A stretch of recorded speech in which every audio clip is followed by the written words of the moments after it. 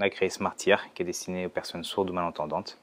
L'idée c'est de leur faire voir les sons qu'ils ne peuvent pas entendre à l'aide de signaux lumineux. Donc on a un boîtier qui est muni d'un microphone qui lui va écouter les sons de la maison, dans lequel on aura enregistré tous les sons du quotidien. Quand l'appareil va entendre le son, il va flasher d'une certaine couleur. Par exemple, la porte d'entrée va la flasher en bleu, l'alarme incendie en rouge, le réveil en jaune, etc. La personne qui ne va pas entendre le son va voir la couleur et va savoir exactement ce qui se passe. On compte à peu près 300 à 500 000 personnes sourdes en France et plus d'un demi-milliard de personnes dans le monde, sourdes et malentendantes confondues.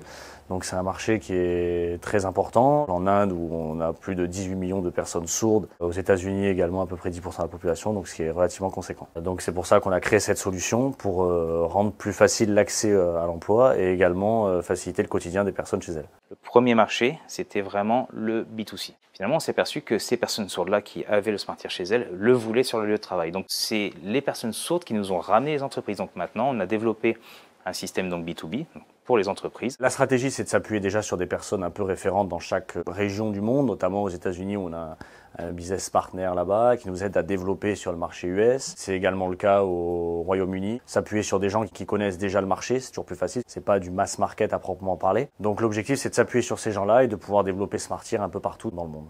On est resté français aussi bien au niveau de la construction, au niveau de la recherche. Donc nous, on a une équipe de R&D ici qui travaille, qui sont en relation directe donc avec les commerciaux et les testeurs, ce qui fait qu'à chaque fois qu'il y a des nouvelles choses qui sont demandées, on peut directement faire un prototype, le tester, le valider. Par exemple, on a ici un vibreur pour le marché UK, où au niveau des normes, il faut obligatoirement avoir un vibreur quand la personne dort, qui vient se connecter au Smartear et qu'on développe pour le marché UK, mais donc aussi pour tous les autres marchés. Il y a à peu près 500 millions de personnes sourdes dans le monde, et Smartear va les faire gagner en autonomie et en confort.